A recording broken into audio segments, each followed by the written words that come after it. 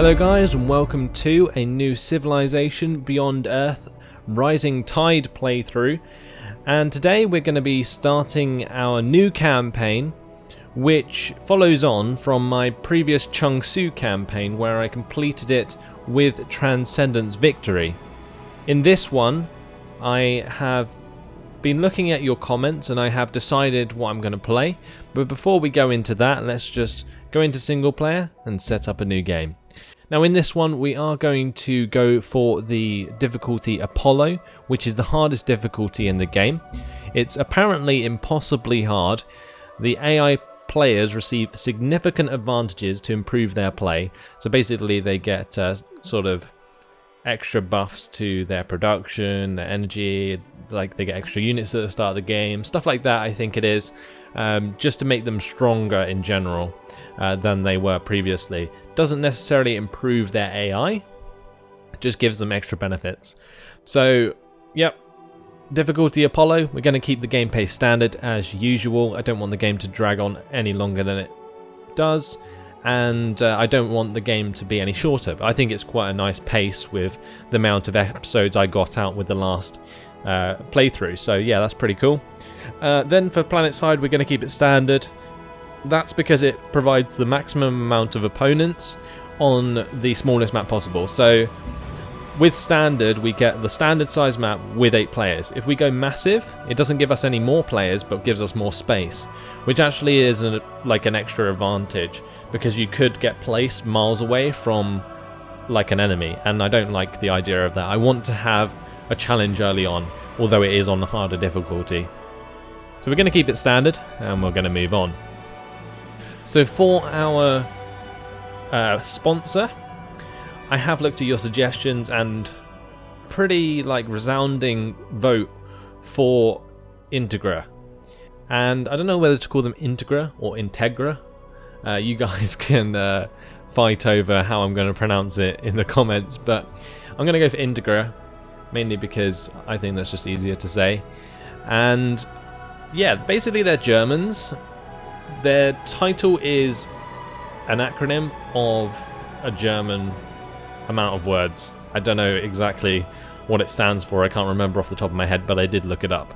I don't think I can pronounce half the words in the title, so I'm probably never going to try. So INTEGR it is for now. Agreements cost 50% less diplomatic capital. Purchasing units and buildings cost 25 less diplomatic capital. So this can actually be improved because it's the trait that gets given to your leader. And I think we get Lena Ebner, I think her name is. And yeah, by going to level 3 with that, purchasing units and buildings cost 75% less diplomatic capital. And that is incredibly powerful in this game. I think at the moment diplomatic capital is reasonably easy to acquire, especially if we make some good friends, get some really good agreements going with other nations. If they try to get an agreement with me, we'll rack up the diplomatic capital really fast, and we can use that to boost our economy by a long way. It'll be insane. So yeah, definitely gonna go for them. For our colonists, I've been thinking about this, and we are gonna go for engineers. And the reason I want the extra production early on is so that we can pump out colonists. And the way I'm planning to play this campaign is by having a lot of settlements as soon as possible, and then sort out the health later.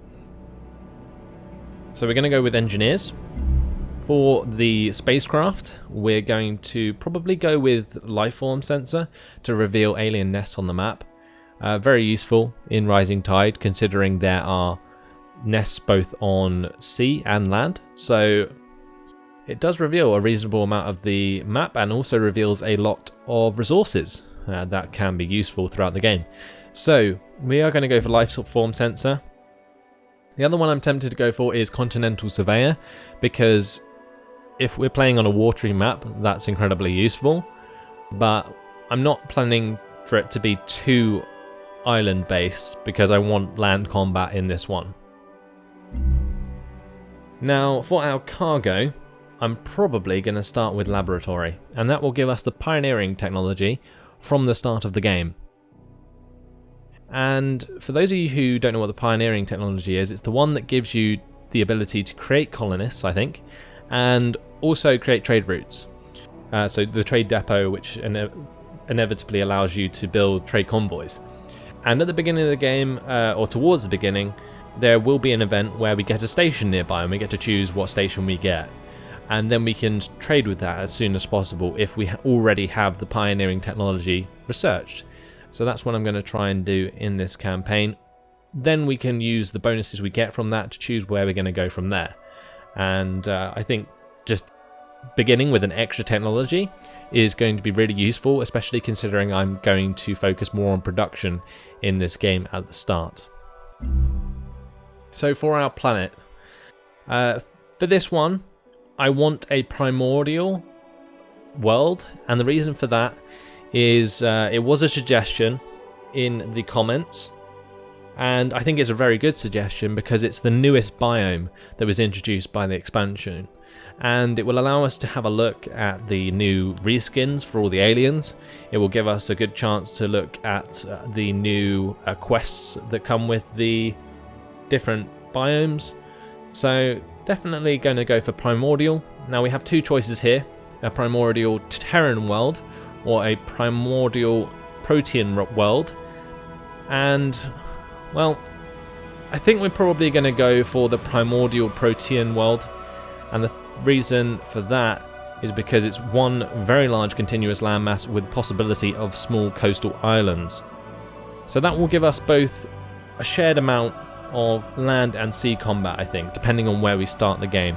If we obviously start in the middle of the big mass of land, then we might not get any coastal combat. But we saw a lot of that in the last playthrough. Pretty much all of my units were sea-based in the last playthrough until I managed to get hovering units. So yeah, we're definitely going to go for land-based war this time round. And I think Basel 235F will suit us nicely. So let's go ahead, start the game, and see what planet we get given.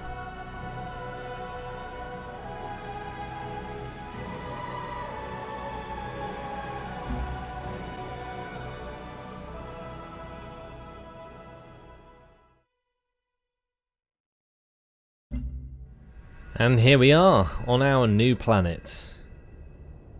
So we have quite a choice to make. We can't land on these two tiles because we're not one of the new nations that can land on sea tiles. So these two are unavailable to us. But we must choose from one of these other 5. Now for me, I think I'm probably going to land here with the grassland. That gives us 2 food, and that will help us get a lot of extra population early on. And that will help production as well. Also, it lands us very close to eggs, basalt, copper and eggs at the start of the game, and they will already be in tile range. Then we can tile towards the xenomass, the floatstone and the fibre later on. So we're going to start here.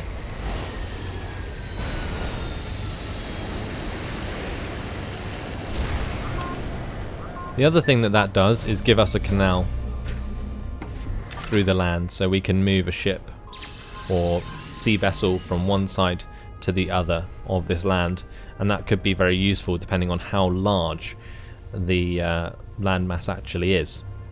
So we have our explorer here. The first thing I'm probably going to do is head downward, I think, and it looks like that was a good choice. We've already seen an alien skeleton there, which could hold some wonders for us. So our Old Earth Relic is going to take 6 turns to complete, and I am going to get that first so that we start building up our capital early on. Now for our research, I'm going to go towards engineering. This will reveal titanium on the map and allow us to plan our cities better heading into the game. Will also give us access to the thorium reactors, and we can start to use that to allow us to use energy to buy stuff as well. So energy or engineering it is. And yeah, I think I'm pretty happy with where we've landed on this one. Already joined by an AI faction. They are pretty far away though, so not too much to worry about. Definitely just gonna get our expedition going as quickly as possible. because that could give us an extra population, which would be very valuable at the start of the game. Only 2 turns until we get an extra population anyway, because we started on 2 food. Also, I think it takes into account what's being worked, so we're working another tile with 2 food and 1 production as well, which is great. So we're getting the 4 food and 1 production from the settlement, and 2 food and 1 production from this tile. Fantastic. So a nice start to this game. Now we have 2 population. That one's going to be working this one, so even more food and production now in that settlement. And it's not long until our old Earth relic is complete. We've already researched pioneering to complete this quest, the Found an Outpost. And now we are tasked with building a colonist unit.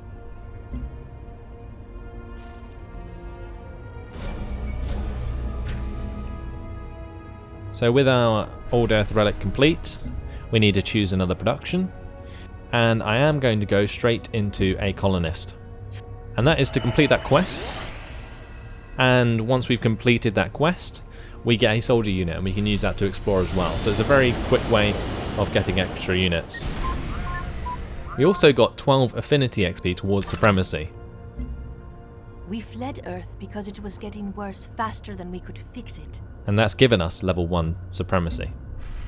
So in this game, I'm going to go for the Supremacy Harmony affinity. I think a lot of people suggested Supremacy Purity, but I want to really try out the new stealth units on land with Supremacy Harmony. Also, the Supremacy Harmony units look badass when they're upgraded, so that is another reason I chose to go in that direction. We have a AI landing very, very close by, and that is not going to be very fun.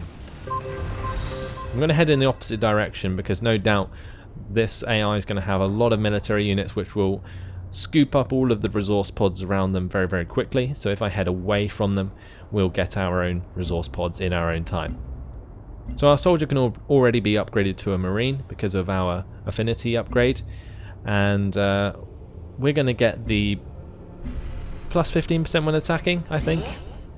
And for the patrol boat, let's see what we can get.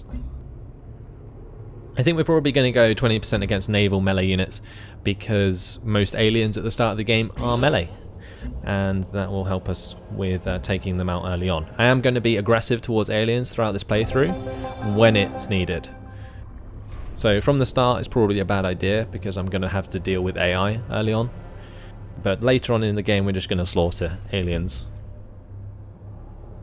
So, commercial enterprise, we are going to get extra culture from relics. I just think that's so useful because culture is really valuable later in the game.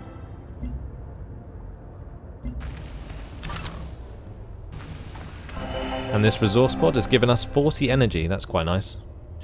And we've been given the task to find 2 more resource pods.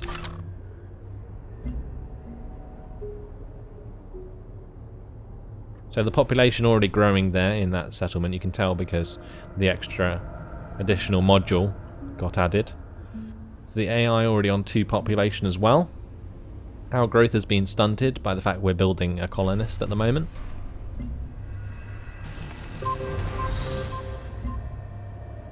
We found another resource pod. 70 energy, that's really nice. Also, we've found a personal meditation helmet, which is an artifact. Comfortable headgear that completely eliminates external stimuli. First developed for the sensory deprivation training used in astronaut programs. These helmets eventually became popular meditation aids in overcrowded urban areas of Earth. Awesome. We can develop our first virtue, and what I'm going to get is frugality. We get plus 10% food retained after city's population grows. And the reason we're going for prosperity is because we get the free worker unit and the free colonist early on. We also get helping hands, extra speed for tile improvements, and also Pathfinder is very, very useful at the start of the game when there is a lot of artifacts to be taken, basically. So we're going to go for that. And for this quest decision, the Beating Heart Society, we are going to apprehend the scientist. If you would like to read this one, please feel free to pause it. I'm not going to read out this quest, mainly because I've seen the majority of them before. So we need to build one recycler building for this quest.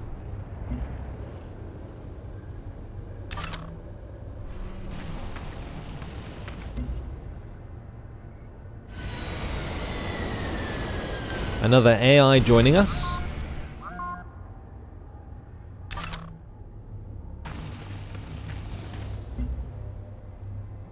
And it seems so far we are kind of on the edge of the landmass, unless I'm at some sort of like lake or something. Some giant lake. That would be interesting. Not quite sure how this map is laid out yet. I don't have much of an idea. Maybe I should have taken Continental Surveyor. That would have given me a better judgment of where to go and look. But we've discovered the Marvel. Okay, so this is this planet's Marvel. And it's to do with the primordial biome that I chose at the start of the game. So, a cacophony of noise and blinding light halts daily life across the globe.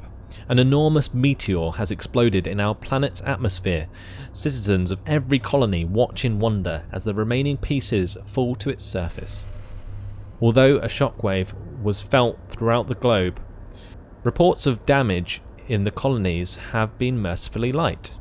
Scientists are now measuring trace amounts of nitrogen in the alien atmosphere, suggesting that the meteorite may have brought an abundance of this chemical to the planet. However, responders from the nearest colony are recording high levels of radiation near the largest impact site, preventing further study. While this massive crater may be too dangerous to approach, our planet is now marked by dozens of smaller collisions. Nitrogen is a relatively foreign element on this planet, and our chemists are eager to measure its effects. We should explore these similar impact sites as soon as possible. Well, there we go. I think I misread a couple of words there, but you got the idea. Let's continue exploring, and we can have a look for some of those meteor.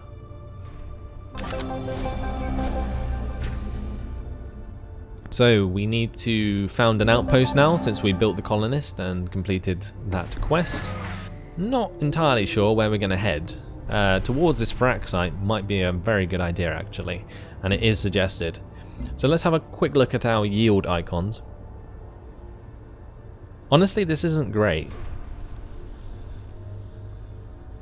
There isn't much production here, so the buildings created in that settlement will be pretty slow actually.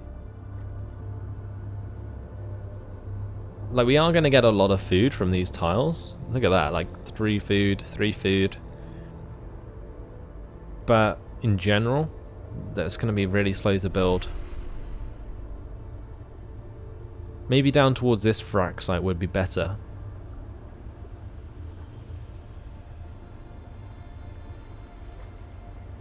Yeah, maybe like on this tile. That's dangerously close to the AI though, especially this early in the game. I think what I'm going to do is we'll explore in this direction. Is there a good place over here?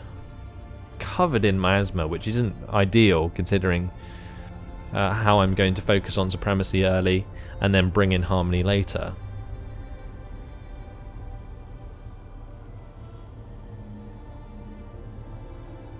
Maybe what I should do is head down to here and then make one here later on. I think I'm going to do that instead. That is still going to be pretty close to the AI, but not as close as down here, which is what I was looking at previously. But anyway, after building that colonist, I'm now going to get a trade depot, and the reason I'm going to do that before getting anything else is because soon we are going to have a free worker, and we don't need to buy the worker or build the worker from Weltgeist if that's the case. But anyway, unfortunately it has been my time A lot of decisions are going to be a lot slower in this campaign, mainly due to the difficulty, so please bear with that. But hopefully I can pull this off and win a campaign in Apollo difficulty, which is something I'm really looking forward to trying to achieve. But there we go. In the meantime, guys, hopefully you've enjoyed it. Please like and subscribe if you would like to follow the campaign to its conclusion. That would be much appreciated. But in the meantime, thanks for watching, hope you enjoyed it, and I'll see you in the next video. Goodbye.